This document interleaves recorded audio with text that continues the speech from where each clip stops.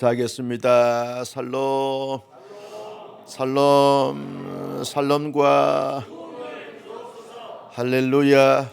하나님께서 이 아침에도 놀라우신 은혜와 축복과 능력으로 또 하나님의 살롬과 부흥으로 함께 해주시기를 간절히 소원합니다.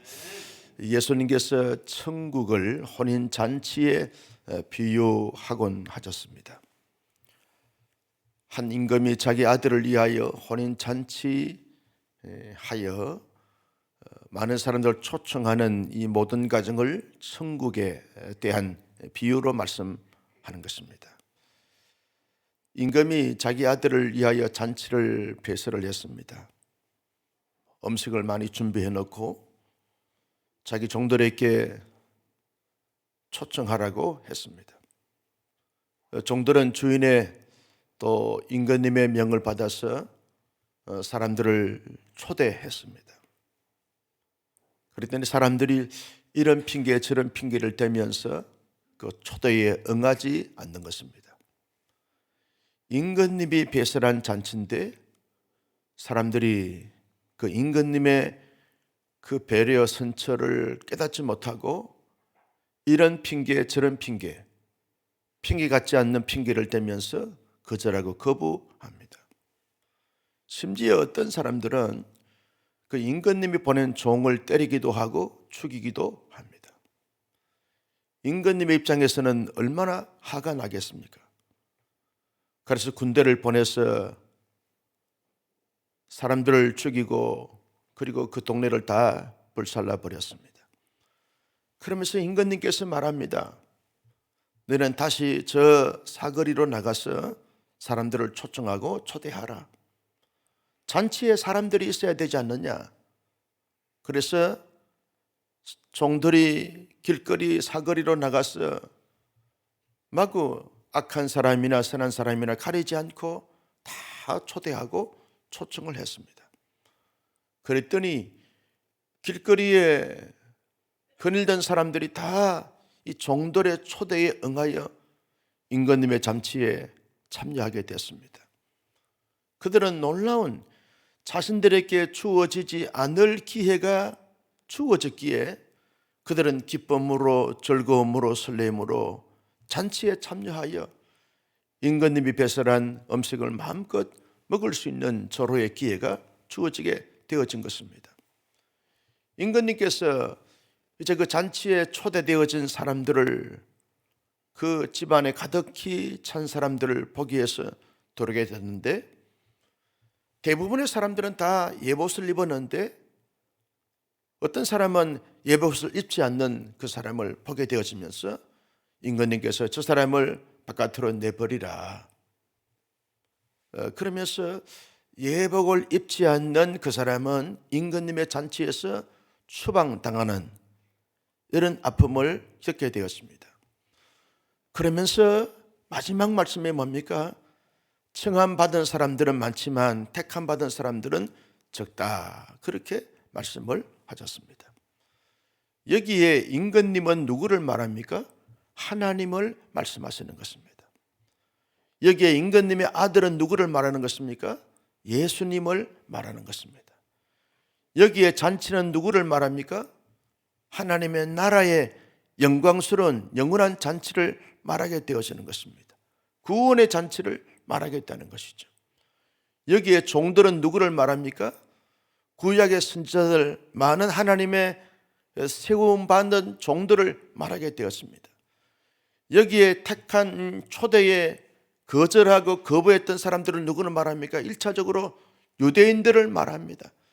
마치 자신들이 하나님의 언약 백성으로 선민 백성으로 그리고 거룩한 백성으로 성민 백성으로 그렇게 여겼던 그들이 진짜 구원의 혼인잔치에는 응하지 않는 이런 어리석은 자들이 되어버린 유대인들을 말하게 되어지는 것입니다. 여기에 사거리에 나가서 악한 자 선한 자 이 자들은 누구를 말합니까? 유대인들을 제외한 이방인들을 말하게 되었습니다. 예복을 입지 않는 자는 누구를 말합니까? 예수 그리스도를 온전히 믿지 않는 불신자를 말하는 것이고 그리고 예수 그리스도의 의의 옷을 입지 않은 사람을 말하는 것이고, 하나님의 택함 받은 자로서 합당치 못한 이런 모습을 가진 자를 말하는 것이다. 그렇게 말하게 되어지는 것입니다. 여러분, 예수님께서 이런 비유를 통해서 우리에게 말씀하시는 그 말씀의 교훈이 뭡니까? 저와 여러분들은 이미 하나님의 은혜와 하나님의 놀라우신 사랑과 축복으로 인하여 믿게 해주신 그 믿음으로 말미암아 하나님의 영원한 천국 잔치에 하나님께서 우리 모두를 참여케 하시고, 그리고 놀라운 특권을 가지게 되어진 이런 하나님의 사람들이 되었다는 것을 깊이 기억하면서, 저와 여러분들은 비록 이 땅에 살지만 하나님 나라에 속한 백성이다라고 하는 사실에 대한 긍지와 자부심을 가지고 살아가야 될 하나님의 사람들이 된 줄로 믿으시기를 바랍니다. 여러분, 하나님의 사람들이 이 땅에 살면서 이 땅의 전부인 양 생각하는 이런 생각을 가지고, 그런 삶의 자세와 태도를 가지고 살아갈 사람들이 아닌 것입니다. 마치 바울이 말한 것처럼 우리의 시민권은 하늘에 있는지라, 하늘에 속한 자, 하나님의 영원한 천국에 영원히 그 영광을 누릴 수 있는 이런 자격을 가진 하나님의 사람들이 됐습니다. 우리의 노력이 아닙니다. 우리의 어떤 구별되어진 삶이 아니고 우리의 사상과 철학과 이념이 아닌 것입니다. 하나님께서 예수 그리스도를 믿게 해주신 그 믿음을 통하여 우리가 의로운 자가 됐고, 하나님의 나라의 그 놀라운 그 영광을 누릴 수 있는 이러한 혜택, 이런 특권을 가진 자가 됐습니다.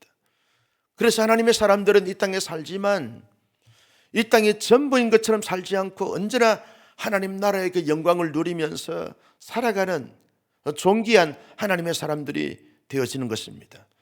나는 오늘 우리가 하루를 살아가도 하나님 나라에 속한 자로서 하나님의 영원한 잔치에 참여할 수 있는 자격을 가진 자로서 이런 긍지와 자부심을 가지고 당당하게 힘있게 살아가는 하나님의 사람들이 되시기를 주님의 이름으로 축복합니다.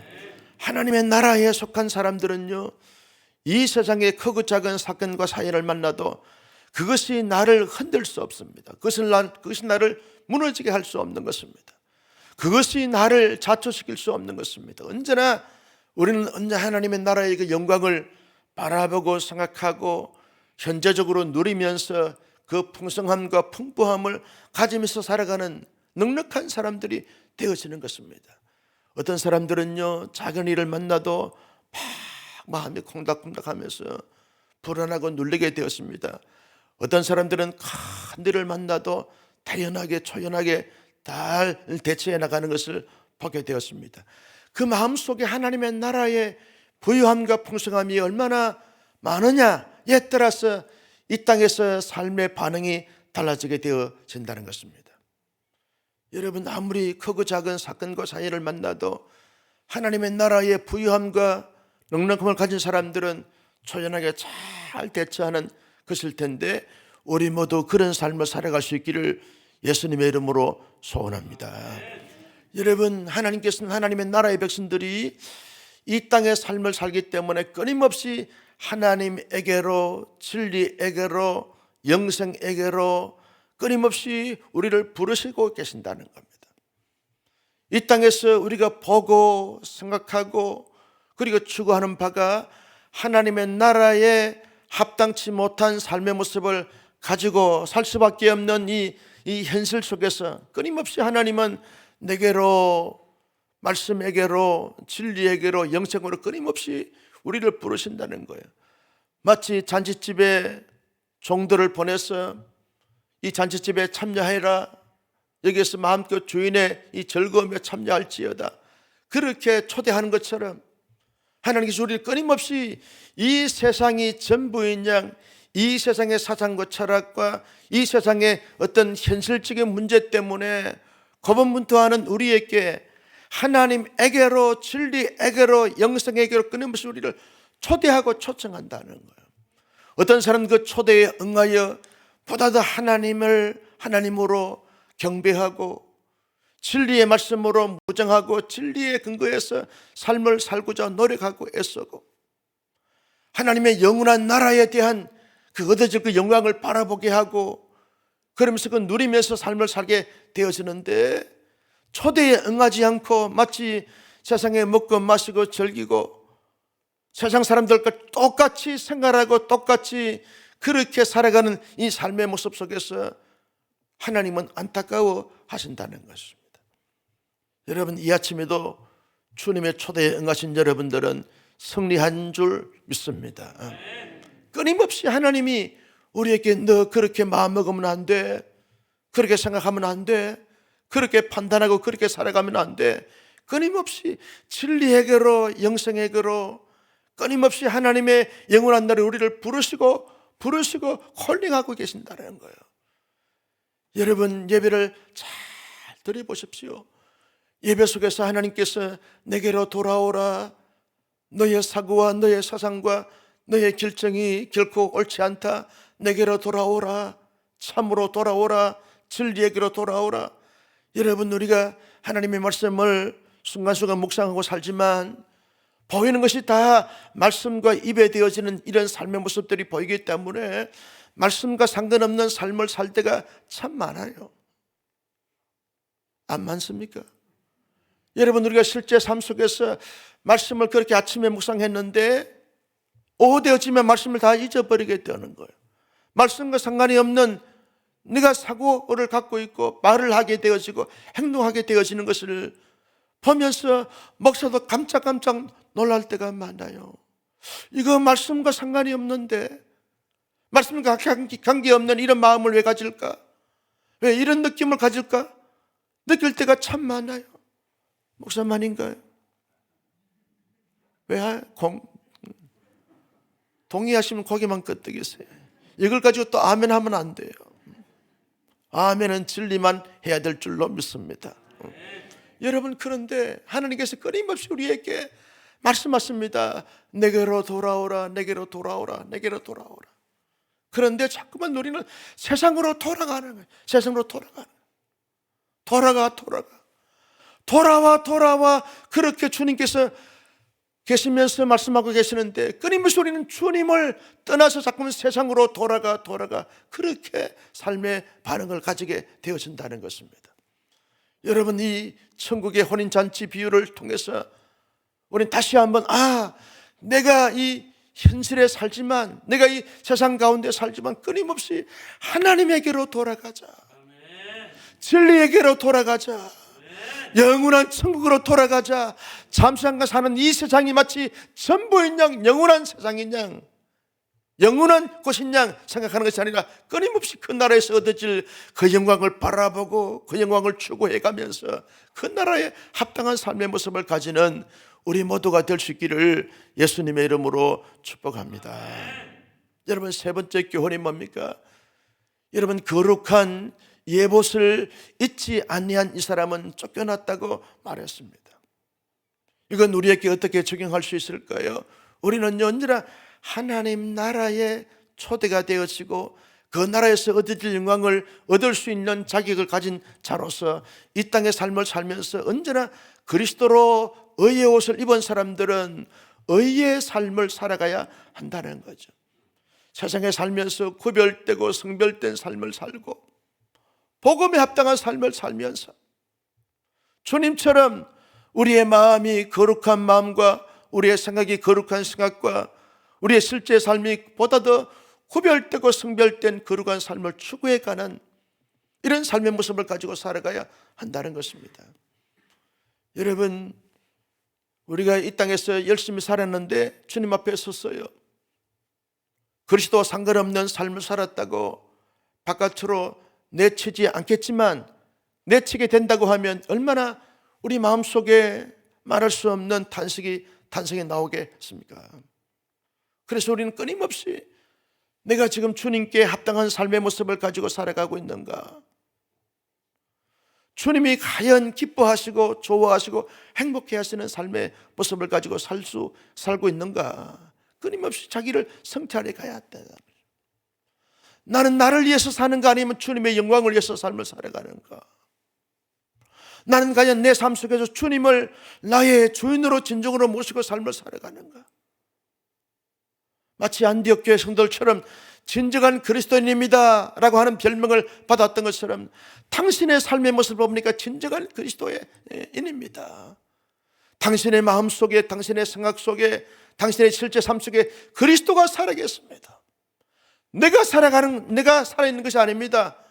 어떤 세상의 철학이나 이념이, 사상이, 사회적 분위기가, 환경이 살아있는 것이 아니라 내 안에 그리스도가 살아계십니다. 한번 새벽이니까 고백을 해볼까요? 내 안에 그리스도가 살아계십니다. 할렐루야. 정말 살아있습니까? 그리스도가 내 삶의 중심에 정말 주인으로 살아계십니까? 내 삶을 통해서 영광받을 끊임없이 우리가 고민하는 거죠. 고민하는 거죠. 믿음의 사람들은 그래서 또 고뇌하는 거예요. 아무런 생각 없이 삶을 살아가는 것이 아닙니다. 고뇌하는 거예요. 내 안에 지금 그리스도가 주인으로 살아계시는가? 나를 진정으로 통치하고 지배하는 분은 하나님이신가? 진리가 내 마음과 사상을, 내 모든 삶을 지배하고 주장하는가? 아니면 내 뜻인가? 내 감정인가? 내 기분인가? 내 방식인가? 내 철학인가? 끊임없이 자기를 성찰해 가는 거죠.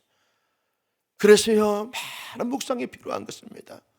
자기를 돌아보는 묵상이 필요한 것이고, 하나님의 말씀을 묵상하는 것이고, 깊은 기도 속에 들어가서 주님이라고 하면 어떻게 했을까? 주님이라고 하면 어떻게 해야 할 것인가? 과연 주님이 기뻐하시는 삶의 모습은 어떤 것인가? 어떤 것인가? 내 실제 홀로 있을 때도 과연 주님이 나의 삶 속의 진정한 주인이라 그러면 어떤 마음과 생각과 삶을 가지고 살아갈 수 있을까? 끊임없이 우리가 묵상하면서 자기를 성찰하고 자기를 세우고 자기를 다듬어 가는 것이죠. 끊임없이 가는 겁니다. 아무 생각 없이 하는 것이 아닙니다. 여러분, 어제 새벽에 시흥에 있는 사랑스러운 교회에 특별 새벽 집회를 인도해 달라 그래서 갔더니 목사님하고 이제 선배 목사님이신데 잠시 자기의 그 형편과 처지에 대해서 이야기하면서 충분히 웬만한 목사 같으면 그냥 선포하고 선언하고 그냥 추진하고 그렇게 할 것인데 어떤 것을 결정을 해야 될 그 결정 앞에 얼마나 고뇌하고 얼마나 숙고하는지 몰라요. 한 목사, 내가 이런 마음이라고, 이런 마음, 이것 때문에 고민하고 아파한다고. 사랑하는 성도들이 드리는 예물을 가지고 정말 귀한 데 써야 되는데 과연 이것을 하는 것이 합당한 것인가? 고뇌하고 웬만하면 고뇌하지 않고 그냥 선포하고 그냥 도전하면 될 것인데 이걸 가지고 정말 몇 개월 동안 고민하면서 아직까지 결정하지 못했는데 한 목사 생각은 어떠냐? 아니, 선배님이 모르는데 내가 어떻게 합니까? 여러분, 이것이 하나님의 사람들의 삶의 모습이라고 생각해요. 좀 더 깊이 고민하는 거죠. 내 입장이 아닙니다. 과연 주님이라고 하면 어떻게 하셨을까? 주님이 기뻐하시는 삶이라고 하면 도대체 어떻게 하셨을까? 주님이 영광 받으시는 삶이라고 하면 어떤 선택을 해야 되고 어떤 결정을 해야 되고 어떻게 도전해 가야 될까? 끊임없이 고뇌하고 고민하는 것이 하나님의 사람입니다. 여러분, 예수님을 가만히 보십시오. 3년 동안의 삶을 살면서 공생의 사역을 살면서 공생 사역을 펼쳐가면서 여러분, 한적한 곳에 나가서 깊이 기도합니다. 하나님을 깊이 묵상하는 거죠. 하나님의 음성을 듣는 것입니다.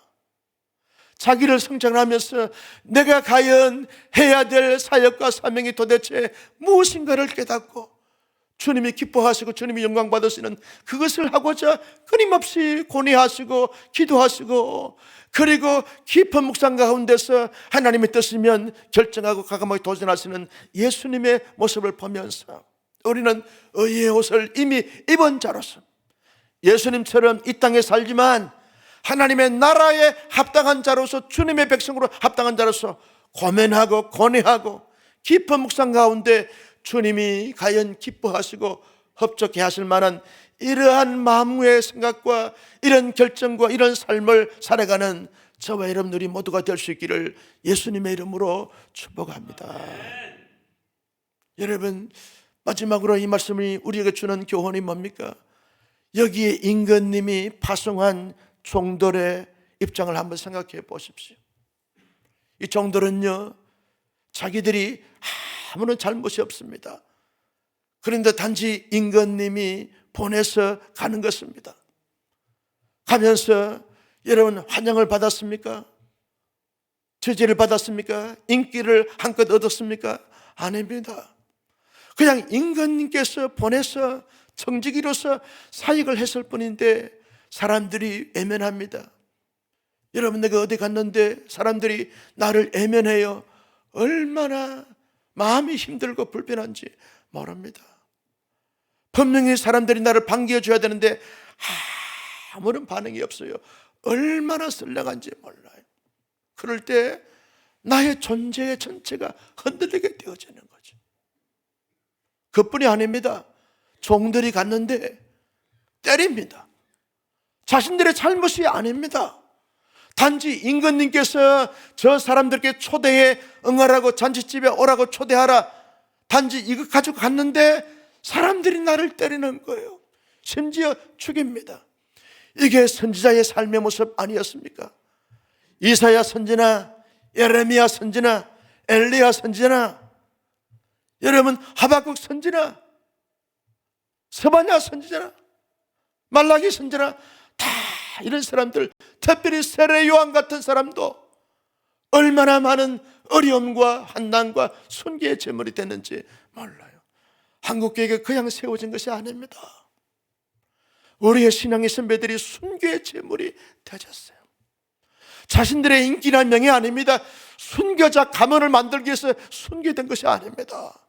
단지 하나님의 그 사명을 자로서 복음을 증거하다가 신앙의 지조와 정제를 지키다가 영적인 싸움을 서다가 자신에게 부여된 그 사명을 감당하다가 순교의 제물이 되고 희생양이 되어지고 제명대로 살지 못하고 그렇게 하나님 나라에 갇혔던 신앙의 선배들을 생각하면 지금의 우리의 신앙을 잘 생각해야 합니다.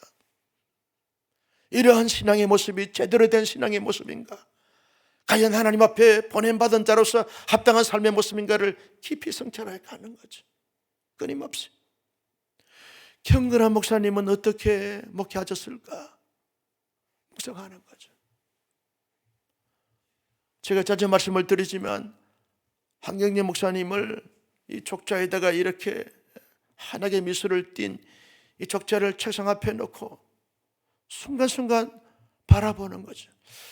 저 한 목사님은 같은 총신데 한경재 목사님은 도대체 이런 상황 속에서 어떻게 목회하셨을까? 그러면서 스스로 이제 느끼는 거예요. 목사님 웃지만 마시고 내가 좀 알려주시고 지혜를 좀 주십시오. 같은 종씨 아닙니까? 한시는 다 집안인데 내가 좀 알려주시라고. 그분을 생각하는 거예요. 그분은 얼마나 고뇌했을까? 얼마나 힘들었을까? 얼마나 지혜롭게 결정하셨으면 한국의 목회적 성자라고 그렇게 별명을 붙였던가 생각하는 거죠. 그분을 생각하면서 그분이 생각했던 주님을 생각하는 거예요. 주님을 생각하는 거예요. 내 감정대로 내 기분대로 하는 것이 아닙니다.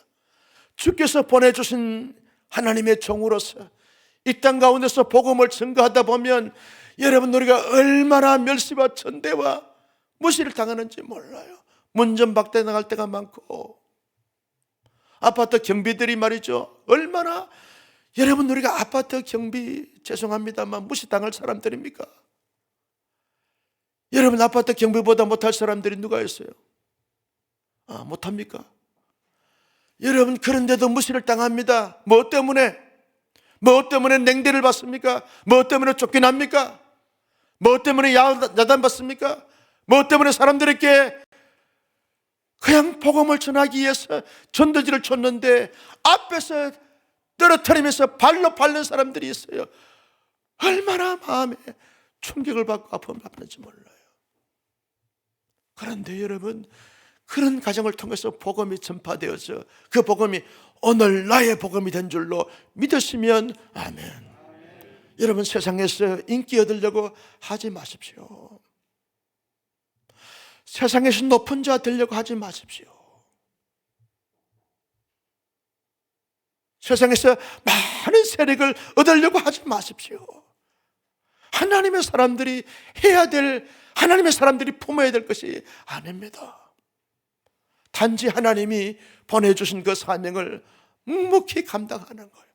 힘들어도, 억울해도, 지치도, 고통스러워도 참고 견디고 있냐 하면서 감당해 가는 거예요.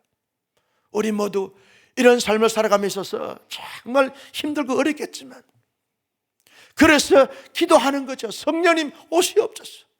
내 마음을 만져주시고 내 실제 삶을 성령께서 주관해 주셔서 성령 충만한 가운데 성령의 능력으로, 성령의 지혜로 모든 것을 감당할 수 있도록 하나님이 축복해 주옵소서 라고 간절히 기도하여 응답받는 이 아침 될 수 있기를 예수님의 이름으로 축원합니다.